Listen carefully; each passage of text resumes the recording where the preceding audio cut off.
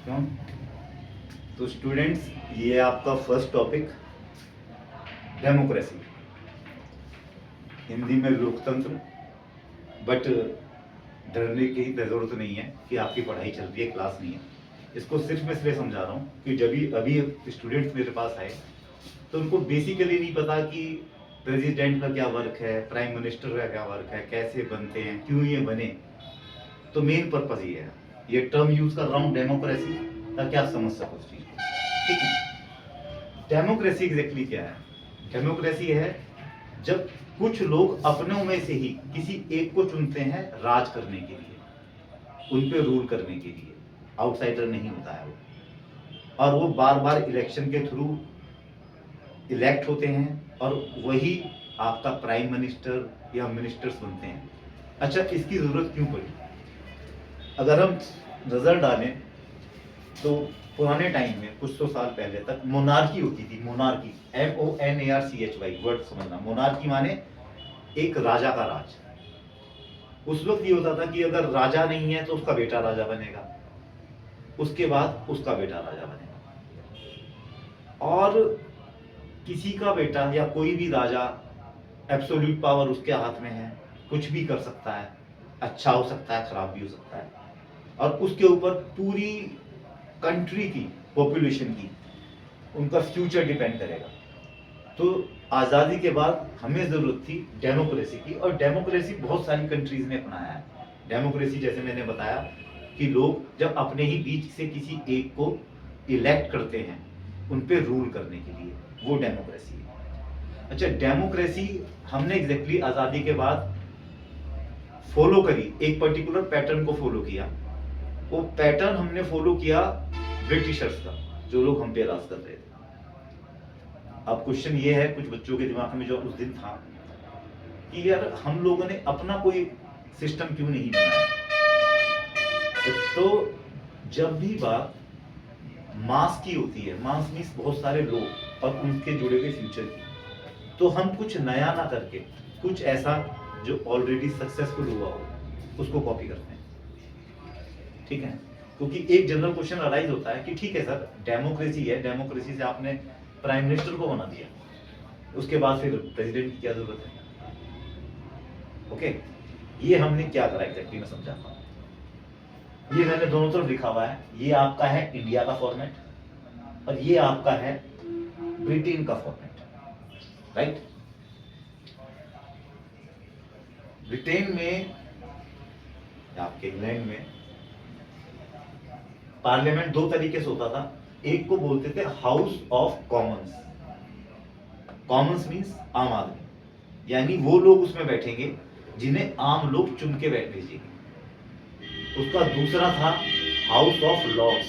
Lord's आप समझ सकते हो, जमींदार, छोटे मोटे राजा, वो लोग बैठते थे। इसको हमने फॉलो किया। हाउस ऑफ कॉमन्स की जगह हमने बनाया लोकसभा। लोकसभा वो पार्लियामेंट का पार्ट है जहां वो लोग बैठते हैं जिनको हम चुनते हैं, जिनको हम MP बनाते हैं। आप लोगों ने MP के इलेक्शंस देखे होंगे, वोट पड़ते हुए देखे होंगे। मोदी जी MP हैं, अमित शाह MP हैं, हमारे मेरठ से अरुण गोविल वो MP हैं, राइट? और जो हाउस ऑफ लॉर्ड्स था वहां, इसकी तरीके से हमने इसकी तर्ज पे जो बनाया वो था राज्यसभा। इनका फंक्शन मैं आपको भी समझाऊंगा एग्जैक्टली क्या था। अब था प्रेसिडेंट की फिर क्या जरूरत थी? एक्चुअल में ब्रिटेन में जो प्राइम मिनिस्टर बनता है वो हाउस ऑफ कॉमन्स में से सिलेक्ट होता है, सारी पावर्स उसके पास। लेकिन उसके बावजूद भी वहां पे क्वीन है, क्योंकि ब्रिटेन में गोल्डन रेवोल्यूशन हुआ था जिसके बाद क्वीन की सारी पावर छीन ली गई। बट लेकिन फिर भी उसको कंट्री का फर्स्ट सिटीजन का दर्जा है, उसको रिस्पेक्ट बहुत ही हाई लेवल की है, और मीन्स उसको एक क्वीन की तरह ही ट्रीट किया जाता है। बट उसके पास पावर्स नहीं है। अब ये गोल्डन रेवोल्यूशन क्या था ये मैं भी नहीं समझाऊंगा इस वीडियो में, नहीं तो बहुत कंफ्यूज हो जाएगा। हम सिंपली चलते हैं, ठीक है? तो हमने जैसे वहां क्वीन थी, इसी तरीके से हमने अपने यहाँ प्रेसिडेंट को बना दिया। प्रेसिडेंट के पास पावर्स नहीं है। पावर्स किसके पास है? PM के पास। PM कहां से बनता है? लोकसभा से। तो जैसे वहाँ क्वीन थी, हमने सेम कॉपी किया यहाँ पे प्रेसिडेंट को। आपने नोटिस किया होगा कि जब भी कोई बाहर की कंट्रीज से वीवीआईपी आते हैं या अदर कंट्रीज के प्रेसिडेंट प्राइम मिनिस्टर्स आते हैं, तो वो मिलने प्रेसिडेंट से जाते हैं हमारे इंडिया के। राष्ट्रपति भवन में इनको रखा जाता है, जो सबसे बड़ा और बहुत ही एलीट और बहुत ही बोले आप खूबसूरत और बड़ा है, और एक रॉयल लाइफ स्टाइल प्रेसिडेंट का होता है, जस्ट एक क्वीन की तरह। अब हम आते हैं अपने इस पे, ये तो हमने कंपैरिजन कर दिया। एग्जैक्टली क्या होता है, लोकसभा में 543 सीट है इंडिया में। 543 सीट्स के लिए इलेक्शन होते हैं हर 5 साल में, और जिस पार्टी को भी गवर्नमेंट बनानी है कंप्लीट मेजोरिटी से, मान लो उसी की ही गवर्नमेंट बने, तो उसके पास आधी सीटें होनी चाहिए। कई बार होता आधी सीटें नहीं होती, तो 2-3 पार्टी मिल करके कि उनकी सीटें 543 से आधी से ज्यादा पहुंच जाए, वो लोग अपनी गवर्नमेंट बना लेते हैं, और जो बाकी बचते हैं वो बैठते हैं अपोजिशन में, राइट। अब सेकंड आता है, अच्छा लोकसभा 5 साल के लिए चलती है, 5 साल बाद खत्म हो जाती है, दोबारा इलेक्शन होते हैं। सेकंड आता है राज्यसभा। राज्यसभा का टेन्योर होता है 6 साल, लेकिन राज्यसभा कभी 6 साल बाद पूरी तरह डिसॉल्व नहीं होती।